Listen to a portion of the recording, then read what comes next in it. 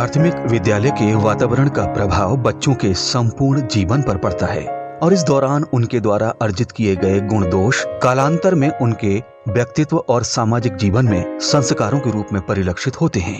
प्रदेश में गुणवत्तापूर्ण शिक्षा उपलब्ध कराने, विशेषकर कक्षा शिक्षण में सकारात्मक परिवर्तन लाने के उद्देश्य से राज्य परियोजना कार्यालय समग्र शिक्षा उत्तर प्रदेश द्वारा 3 उपयोगी हस्त पुस्तिकाओं, ध्यानाकर्षण, आधारशिला और शिक्षण संग्रह का विकास किया गया है। इन हस्त पुस्तिकाओं में कक्षा शिक्षण योजना, लर्निंग आउटकम, बच्चों के संप्राप्ति के सतत आकलन की विधियों, कक्षा शिक्षण में उपयोगी गतिविधियों आदि का विस्तृत विवरण दिया गया है।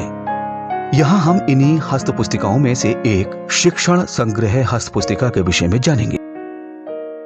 इसके लिए आइए हम एक विद्यालय में चलते हैं, जहाँ इस समय एक अध्यापक महोदय अपने सहकर्मी शिक्षिका को शिक्षण संग्रह हस्त पुस्तिका के विषय में जानकारी प्रदान कर रहे हैं।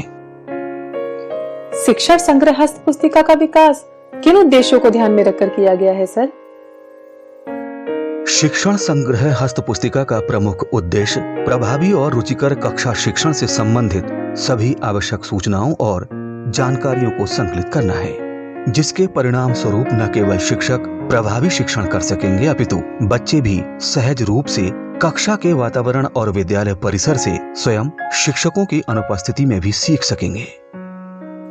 वास्तव में शिक्षण संग्रह हस्त पुस्तिका का विकास तो बहुत ही सार्थक उद्देश्यों को ध्यान में रखकर किया गया है। इस हस्त पुस्तिका में दी गई जानकारी का प्रयोग हम अपने विद्यालय में किस प्रकार कर सकते हैं? जी जरूर, हम आपको बताते चलें कि शिक्षण संग्रह हस्त पुस्तिका के 6 भाग हैं और शिक्षण संग्रह हस्त पुस्तिका के इन 6 भागों में दी गई जानकारी का उपयोग करते हुए हम अपने कार्य को सरल, सुगम और रोचक बना सकते हैं। आइए जानते हैं कैसे। शिक्षण संग्रह हस्त पुस्तिका में उदाहरण स्वरूप दी गई शिक्षण योजनाओं का आवश्यकता अनुसार कक्षा शिक्षण में उपयोग करते हुए कक्षावार, विषयवार, लर्निंग आउटकम और आकलन की विधियों का संदर्भ लेते हुए विद्यालय के भौतिक परिवेश को संसाधन समृद्ध बनाते हुए विद्यालय नेतृत्व संबंधी जानकारी का उपयोग करते हुए विद्यालय विकास की योजना बनाकर प्रभावी शिक्षण हेतु अंग्रेजी वर्णमाला A से Z तक मार्गदर्शन सूत्र का प्रयोग करते हुए। यह तो बहुत महत्वपूर्ण बात है। मैं और विस्तार से इसके विषय में जानना चाहती हूँ कि हस्त पुस्तिका में कितने भाग हैं और भाग 1 में किन बातों का उल्लेख है। यहाँ पर शिक्षण संग्रह हस्त पुस्तिका की अवधारणा और आवश्यकता के विषय में बताया गया है कि किस प्रकार विद्यालय का आकर्षक एवं संसाधन समृद्ध वातावरण बच्चों को सीखने और व्यक्तित्व निर्माण में सहायक होता है। हस्त पुस्तिका का भाग 2 किन प्रमुख बिंदुओं पर केंद्रित है सर? ये भाग शिक्षण संग्रह की अंतर्वस्तुओं पर केंद्रित है, जिसके अंतर्गत प्रभावी शिक्षण कैसे, शिक्षण योजना क्या, क्यों और कैसे, शिक्षण योजना के प्रमुख बिंदु, शिक्षण योजना का प्रारूप, शिक्षण योजना का आधार, लर्निंग आउटकम, अधिगम परिणाम तालिकाएं और लर्निंग आउटकम को प्राप्त करने के तरीकों के विषय में चर्चा की गई है।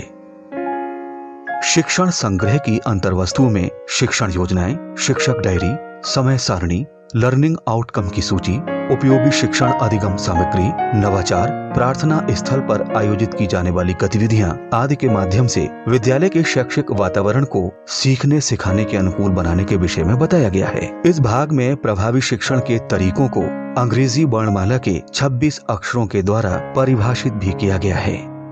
शिक्षण योजना क्या, क्यों और कैसे सवाल को उदाहरण के माध्यम से समझाते हुए शिक्षण योजना को लर्निंग आउटकम के आधार पर बनाने की अपेक्षा रखी गई है।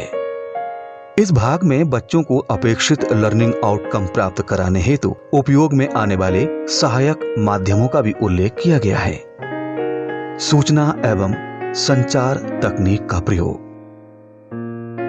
विद्यालय भवन, पुस्तकालय का प्रयोग, प्रयोगशाला का उपयोग, बैठक व्यवस्था, शैक्षिक नवाचार, गतिविधि आधारित शिक्षण, परिवेशीय संसाधनों का उपयोग, सामुदायिक ज्ञान का उपयोग। निश्चित रूप से यह तो सभी के लिए जानने योग्य बातें हैं। मैं जानना चाहती हूँ कि हस्त पुस्तिका के भाग 3 की विषय वस्तु क्या है। ये भाग व्यक्तित्व विकास की कार्य योजना पर आधारित है, जिसके अंतर्गत प्रातःकालीन सभा, सांध्यकालीन सभा, सह शैक्षिक गतिविधियां, खेल गतिविधियां और प्रतियोगिताएं, जीवन कौशल विकास, व्यक्तिगत स्वच्छता, व्यावसायिक परामर्श तथा बाल संसद के विषय में बताया गया है। विद्यालय में विषयगत जानकारियों के साथ साथ जीवन कौशलों को विकसित करने वाली गतिविधियों को शिक्षण प्रक्रिया में सम्मिलित करने से बच्चों का अधिगम स्तर बढ़ता है। उदाहरण स्वरूप प्रातःकालीन प्रार्थना सभा। प्रत्येक दिवस की अलग अलग प्रार्थनाएं, प्रतिज्ञा, राष्ट्रगान पूरी गरिमा के साथ। प्रत्येक दिवस शिक्षक या बच्चों के द्वारा मुख्य समाचारों की हेडलाइंस, स्वास्थ्य और स्वच्छता चर्चा, प्रधानाध्यापक के द्वारा पूरे दिवस 15 मिनट व्यायाम, पंक्तिबद्ध ढंग से छात्रों का कक्ष में प्रवेश इत्यादि कार्यों से बच्चों में रचनात्मक परिवर्तन होता है। सांध्यकालीन सभा। प्रत्येक दिवस देश की एकता व अखंडता को प्रकट करता हुआ एक राष्ट्रगीत, व्यायाम, योग, क्विज प्रतियोगिता, पहेली प्रतियोगिता, विषय आधारित गतिविधियां, पर्यावरण संरक्षण, जल संरक्षण आदि विषयों पर परिचर्चा, नैतिक शिक्षा आधारित कहानियां इत्यादि कार्यों को कराने से बच्चों का व्यक्तित्व विकास होता है। सह शैक्षिक गतिविधियां। इसमें प्रतियोगिताएं, कहानी, निबंध, वाद विवाद, अंत्याक्षरी, पोस्टर, रंगोली, खेलकूद, रोल प्ले, लोक कथा, लोकगीत, चित्रांकन, विज्ञान एवं गणित क्लब की स्थापना, कार्यानुभव शिल्प आदि गतिविधियां शामिल हैं, जिनसे बच्चों का मानसिक, भावनात्मक व सृजनात्मक विकास होता है। व्यावसायिक परामर्श। हर बच्चे का कुछ सपना होता है। एक शिक्षक के रूप में हमारी जिम्मेदारी बनती है कि हम उनके सपनों को जानें, फिर उसे पूरा करने हेतु उन्हें प्रोत्साहित करें, उनके सपनों को पूरा होने में आने वाली चुनौतियों के बारे में जानकारी देते हुए उसका समाधान बताएं। बच्चों के व्यक्तित्व विकास हेतु ये बहुत जरूरी है। व्यक्तिगत स्वच्छता। बच्चों को स्वस्थ रहने के लिए नियमित हाथ धोना, नियमित ब्रश करना, प्रतिदिन स्नान करना, स्वच्छ शौचालय का प्रयोग, नाखून काटना इत्यादि की जानकारी देना। जीवन कौशलों का विकास। हर विषय अपनी प्रकृतिगत विभिन्नता रखता है, लेकिन अलग अलग तरीकों से बच्चों में विभिन्न जीवन कौशलों जैसे सृजनात्मक सोच, भावनाओं पर नियंत्रण, तनाव नियंत्रण, स्व जागरूकता, पारस्परिक संबंध, प्रभावी संप्रेषण, समस्या समाधान, निर्णय लेने के विकास में सहायक होता है। बाल संसद। बाल संसद के माध्यम से बच्चों के जीवन मूल्यों का विकास, व्यक्तित्व विकास, नेतृत्व क्षमता, निर्णय लेने की क्षमता, सही गलत स्पर्श को पहचानने की क्षमता, समय प्रबंधन आदि की समझ विकसित होती है। इस प्रकार की कार्य योजना से निश्चित ही हमारे विद्यालय में सकारात्मक परिवर्तन दिखेंगे। कृपया भाग 4 के विषय वस्तु के बारे में भी जानकारी दें। ये भाग सीखने के लिए आकलन पर आधारित है। इसमें आकलन क्यों किया जाना चाहिए, आकलन बच्चों के किन पक्षों का किया जाना चाहिए, आकलन कैसे किया जाना चाहिए, आकलन से प्राप्त फीडबैक का उपयोग कैसे किया जाना चाहिए जैसे महत्वपूर्ण सवालों का जवाब दिया गया है। यहाँ बताया गया है कि आकलन बच्चों के बौद्धिक विकास, सांस्कृतिक विकास, शारीरिक विकास, भावनात्मक विकास और सामाजिक विकास के लिए बेहद जरूरी है। अब हम इस पर बात करते हैं कि आकलन 2 प्रकार से किया जाता है। पहला है मौखिक रूप और दूसरा है लिखित रूप। मौखिक रूप में व्यक्तिगत या समूह चर्चा, वार्तालाप एवं प्रश्नोत्तरी के माध्यम से, जबकि लिखित रूप में बच्चों की कापियां, अभ्यास पुस्तिका या हरी पट्टियों पर लिखे कार्यों को देखकर। आकलन से प्राप्त फीडबैक का उपयोग बच्चों के साथ, शिक्षक के साथ तथा अभिभावकों के साथ करने से वांछित परिणामों की प्राप्ति होती है। हस्त पुस्तिका का भाग 5 किन बिंदुओं पर आधारित है? ये भाग विद्यालय नेतृत्व की संकल्पना पर केंद्रित है, जिसके अंतर्गत शैक्षिक नेतृत्व के गुण, शैक्षिक नेतृत्व के प्रकार, विद्यालय का विजन, व्यावसायिक दक्षता का विकास, सामुदायिक सहभागिता, समावेशी शिक्षा और रिपोर्टिंग के विषय में बताया गया है। महान वैज्ञानिक और भारत के पूर्व राष्ट्रपति भारत रत्न डॉक्टर एपीजे अब्दुल कलाम के अनुसार किसी भी मिशन की सफलता के लिए रचनात्मक नेतृत्व आवश्यक है। नेतृत्व की आवश्यकता संस्था के मूलभूत उद्देश्यों को प्राप्त करने, संस्था में कार्य कर रहे लोगों को साथ लेकर चलने के लिए आवश्यक है। इस भाग में शैक्षिक नेतृत्व की शैली को परिभाषित करते हुए उनके गुण को बताया गया है। स्पष्ट विजन के साथ लक्ष्य के अनुरूप कार्य योजना बनाना, भविष्य की चुनौतियों का पूर्वानुमान और उसके अनुरूप कार्य करना, टीम भावना विकसित करते हुए कार्य करना, सबके विचारों को सुनना, उन्हें सम्मान देना और फिर निर्णय लेना, स्वयं को दूसरों के समक्ष उदाहरण के रूप में प्रस्तुत करना। यद्यपि मैं संस्था प्रधान हूं, परंतु संस्था ही मेरे लिए प्रधान है।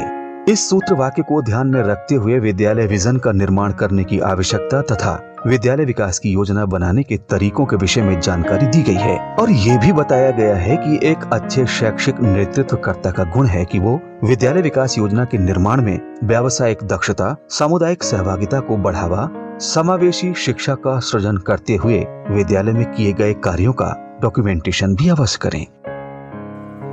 हम इन बिंदुओं को पूरे मनोयोग से अपने विद्यालय में प्रभावी बनाने का प्रयास करेंगे। आपसे अनुरोध है कि भाग 6 की विषय वस्तु को भी स्पष्ट कर दें, जिससे हस्त पुस्तिका के विषय में जानकारी पूरी हो सके। ये भाग परिशिष्ट से संबंधित है, जिसमें प्रमुख शिक्षण अधिगम परिणाम, शिक्षण योजनाएं, शैक्षिक गतिविधियां, समय सारणी, सफलता मूलक कहानियां, राष्ट्रीय पाठ्यचर्या की रूपरेखा 2005 का संक्षिप्त परिचय, निशुल्क और अनिवार्य बाल शिक्षा अधिकार अधिनियम 2009 का संक्षिप्त परिचय, उपयोगी शैक्षिक वेबसाइट की लिस्ट, प्रार्थनाएं, समूह गान संग्रह और प्रातःकालीन सांध्यकालीन सत्र की रूपरेखा, प्रमुख महापुरुषों एवं दिवसों की जानकारी, शिक्षा संबंधित साहित्य की सूची, बेसिक शिक्षा विभाग की प्रशासनिक व्यवस्था, अन्य विभागों से सहयोग एवं समन्वय की जानकारी दी गई है। ये भाग शिक्षकों की आवश्यकताओं एवं व्यावसायिक विकास के लिए आवश्यक जानकारियों, उपयोगी सूचनाओं और शैक्षिक संदर्भों का समावेश है। शिक्षण संग्रह हस्त पुस्तिका के विषय में इतनी सटीक और प्रभावी जानकारी देने के लिए आपका बहुत बहुत धन्यवाद।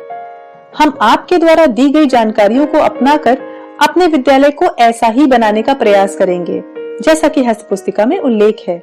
एक बार पुनः धन्यवाद सर।